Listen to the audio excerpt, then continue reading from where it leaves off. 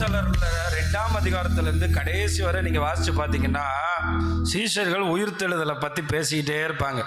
சீஷர்கள் உயிர்த்தெழுதலை பற்றி பேசினோடனே பிசாசுக்கு சினமும் கோவம் வந்து ஜெயிலில் போடுறது, நம்ம ஊர் பஞ்சாயத்தில் கொண்டு போய் நிப்பாட்டுறது, ஆலோசனை சங்கத்தில் நிப்பாட்டுறது, பவுலடிகளாரை கொண்டு போய் ஆலோசனை நியாயசனத்தில் நிற்கிறது, இந்த வேலையெல்லாம் செய்வான். ஏன்னா உயிர்த்தெழுதலை பேசினா பிசாசுக்கு கோபம் வரும், பரலோகத்துலேருந்து கிருபை வரும்.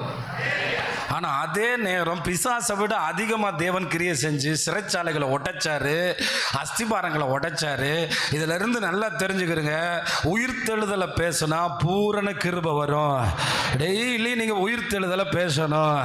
உயிர்த்தெழுதலை தான் கிருபை கிடைக்கிறது தாழ்மை உள்ளவனுக்கா இருக்கலாம்.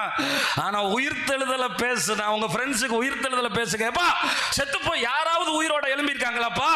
நம்ம கூட போய் ஜெயலலிதா கல்லறையை பார்க்குறோம், எம்ஜிஆர் கல்லறையை பார்க்குறோம், இன்னும் எத்தனையோ பேரோட கல்லறையை பார்க்குறோம்ப்பா. அதில் வேற எம்ஜிஆர் கல்லறையில் காது வேற வச்சு கேட்டுட்டு வர்றாங்க. உள்ள டக்கு டக்குன்னு கேட்குதான். யார் சுவாசம், யார் நம்மளால உள்ள சுவாசிச்சுட்டு இருக்காரு, யாரு? ஆமாம், அவன் பொண்ணு பக்கத்தில் போய் கேட்குறான், கேட்குதா? கேட்குது, நல்லா கேட்குது. அப்போ இன்னைக்கு இப்படி இருக்கிறோம் நம்ம, எனக்கு தேவனுடைய பிள்ளைகளை. ஆனால் ஒருவர், நாம் ஆராதிக்கிற ஒருவர் மரித்தோர்கள் மத்தியில் இல்லை, பிதாவின் வலது பாரிசத்தில் இருக்கிறார். அல்லேலூயா. அதனால் அடிக்கடி இயேசு உயிர் தெழுந்தார். நாங்கள் செத்து போனவங்களை ஆராதிக்கிறவங்க இல்லை, உயிர் தெழுந்த தேவனை ஆராதிக்கிறோன்னு சொல்லுங்க. பூரண கிருபை. என்ன கிருபை? பூரண கிருபை. குறைவா வராது, நிறைவா வரும். அல்லேலூயா. அதனால தான் அந்த உயிர்த்தெழுதலை பேசும்போது ஜெயிலில் போடுவான். நைட்டோட நைட்டா ஜெயிலில் ஒட்டச்சு பேதுருவை வெளியே கொண்டு வந்துடுவார். பார்த்தா என்னடா நைட்டு ஜெயிலில் போட்டு அவன் சர்ச்சில் பிரசங்கம் பண்ணிட்டு இருக்கான். ஏன்னா உயிர்த்தெழுதலை பேசுறது தேவ திட்டம், உயிர்த்தெழுதலை மறைக்கிறது பிசாசுனுடைய வஞ்சகம். ஏன்னா அந்த உயிர்த்தெழுதல் மிகப்பெரிய காரியம். 3 காரியத்தை சொல்ல போகிறேன் இன்னைக்கு, அதான் செய்தி. உயிர்த்தெழுதலின் ஆசீர்வாதம். உயிர்த்தெழுதல் நமக்கு ஒரு உயிர்த்தெழுதலின் நம்பிக்கையை கொடுக்குது. யாராவது போயிருக்கானா? இப்போ பாருங்களேன், நமக்கு ஒரு அரசு உத்தியோகத்துக்கு போகிறதுக்கு ஏன் நம்பிக்கை வர மாட்டேங்குது? ஒரு நல்ல வேலைக்கு நமக்கு கிடைக்காதுங்க, எவனுக்குமே கிடைக்காதுங்க, அதெல்லாம் நம்மளால முடியாதுங்க. ஏன்னா நம்மள ஒருத்தனும் போல. ஓஹோ, நம்மள ஒருத்தன் போட்டோம், அவன் போயிட்டானா? நம்மளால போக முடியல. அவனே போயிட்டானா? அவன் என்ன ஏபிசிடியை கூட்டி கூட்டி தான் படிச்சுக்கிட்டு இருந்தான், அவனே போயிட்டான். அப்போ நானும் போயிடுவேன். இப்போ இங்கே என்ன பிரச்சனைனா, யாராவது ஒரு ஆள் போகணும், யாராவது ஒரு நாள் செய்யணும்.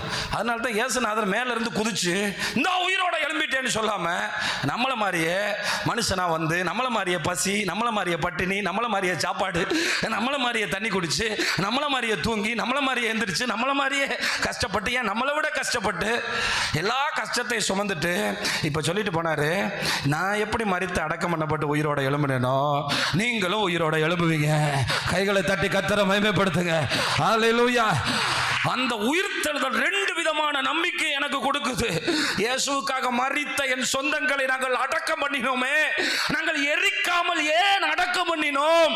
நாங்கள் அடக்கம் பண்ணின அவர் மேல் விசுவாசம் உள்ள பரிசுத்தவான்களையும் எங்களையும் அவர் உயிரோடு எழுப்புவார், அவர் எழுந்தது போல.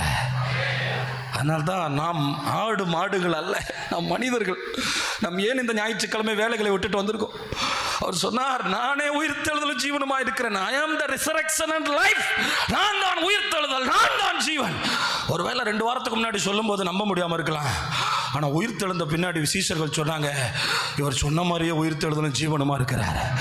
இவர் சொன்ன மாதிரியே உயிர்த்தெழுதல் ஜீவன். அன்னைக்கு இவர் என்னடா உயிர்த்தெழுதல்? அவருடைய பிரசங்கங்கள் எதுக்கானதுன்னா உயிர்த்தெழுதலுக்கு பின்னானதுக்கானது. அவர் நானே உயிர்த்தெழுதல் என்று சொன்னால் முதல்ல நம்ப முடியாது. என் பிதா என்ன எழுப்பினது போல நான் உங்களை எழுப்புவேன் என்று சொன்னால் முதல்ல நம்ப முடியாது.